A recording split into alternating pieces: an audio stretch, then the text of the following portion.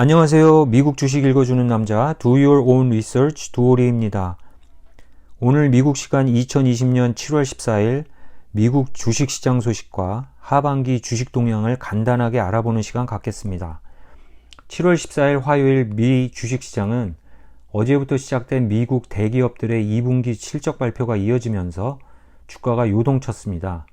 첫째로 미국 대형은행들의 실적 발표가 있었는데 투자나 펀드를 운영하는 은행들은 예상 외의 실적을 올린 반면 일반인이나 대기업들을 상대로 운영하는 일반 은행들은 예상대로 큰 실적 손실을 발표하여 웰스파고, 시티뱅크 등은 하락세를 이어갔고 JP 모건, 골드만삭스 등의 펀드 베이스 은행들은 상승세를 이어갔습니다. 어제는 캘리포니아가 다시 식당, 미용실, 짐 등의 비즈니스 셧다운을 발표하면서 오후 장의 폭락을 이끌었습니다. 트럼프 대통령의 학교 개학을 독려한 기자회견이 있은 지 하루 만에 발표한 캘리포니아 주지사의 락다운 발표였고요. 거기에 캘리포니아 전 학교에 물리적 개학이 없음을 분명히 했습니다. 코로나 바이러스 때와 마찬가지로 집에서 온라인 수업으로 새 학기를 시작한다는 것입니다.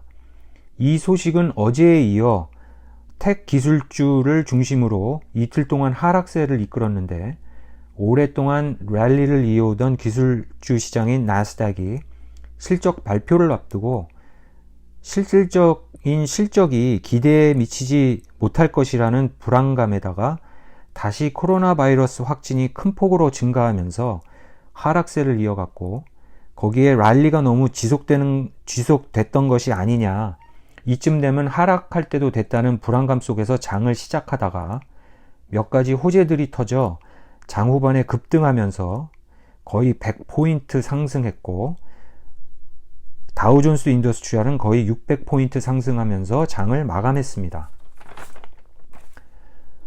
몇 가지 호재들 중 모데나의 백신 개발에 대한 긍정적 발표를 시작으로 미 연준의 주식과 채권을 계속 사들여 코로나 경제를 서포트하겠다는 뉴스가 있었습니다.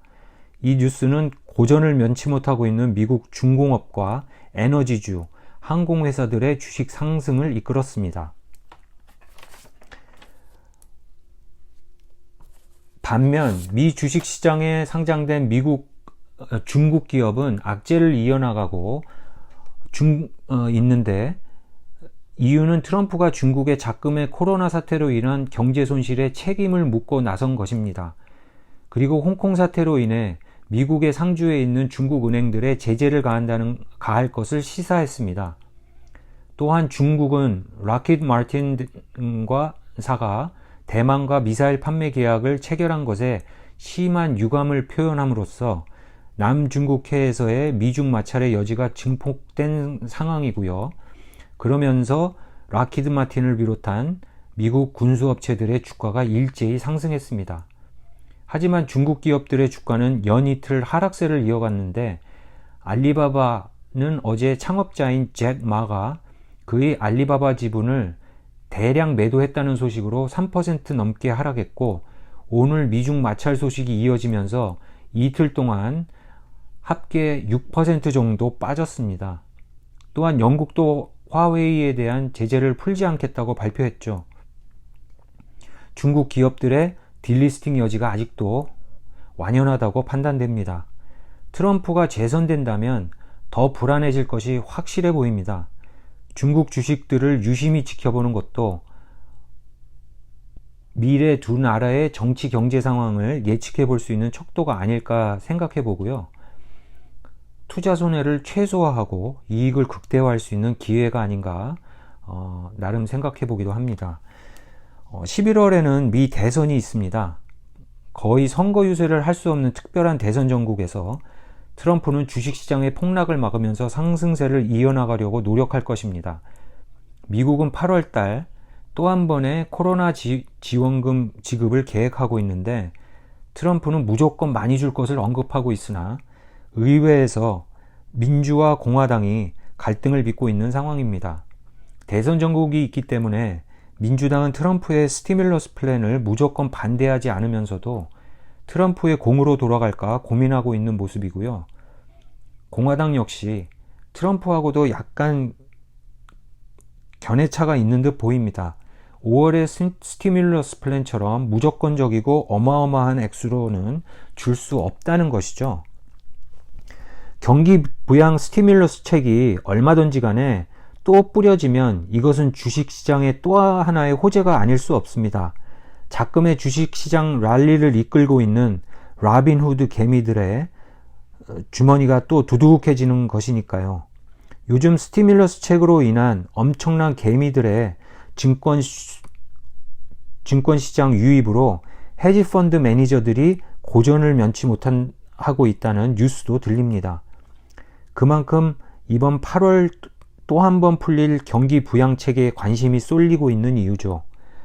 미 대선 전까지 주식시장이 랠리를 이어간다면 민주당 후보인 조 바이든에게는 좋지 않습니다.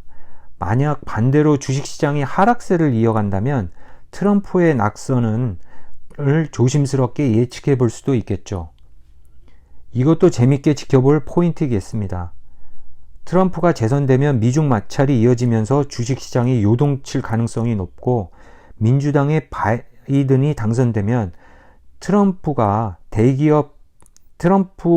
대기업 감세 정책을 돌려놓을 확률이 높습니다. 그것은 주식시장의 하락을 의미하겠죠. 하지만 미중 갈등을 대화로 풀려 할 것이라는 점에서 중국 기업의 미 증권시장에서의 딜리스팅 확률이 낮아지고 테크놀로지주들의 또 다른 랠리가 예상됩니다. 또한 난세의 대권을 잡은 대통령들은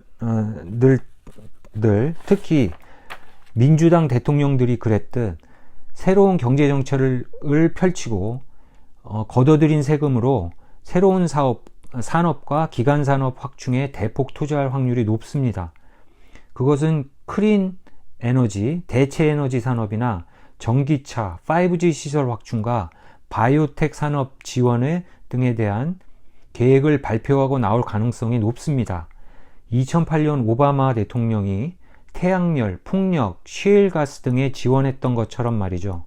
안 그래도 바이든은 얼마 전 선거 공약으로 2조 달러 가량의 지구온난화 방지 부양 정책을 발표했는데요.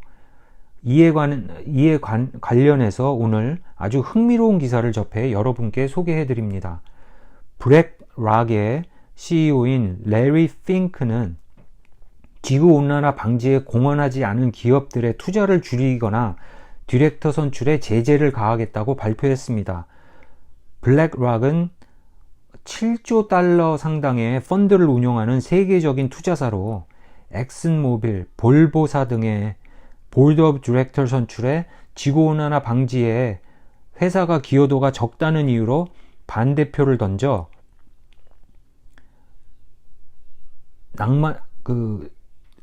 디렉터들 선출에 낙마를 시키고 있습니다.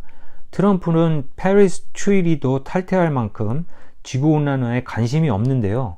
또한 기존 석유 회사들을 서포트하는 것으로 유명한데 세계 최대 펀드 회사인 블랙락이 이렇게 나온 건 바이든 지지를 간접적으로 밝힌 것일까요?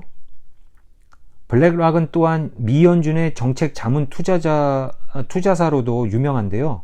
과연 트럼프가 미 연준을 등에 업고 재선할 수 있을지 투자자들의 귀추가 주목되는 부분입니다. 그럼 오늘 방송 여기서 마치겠습니다. 감사합니다.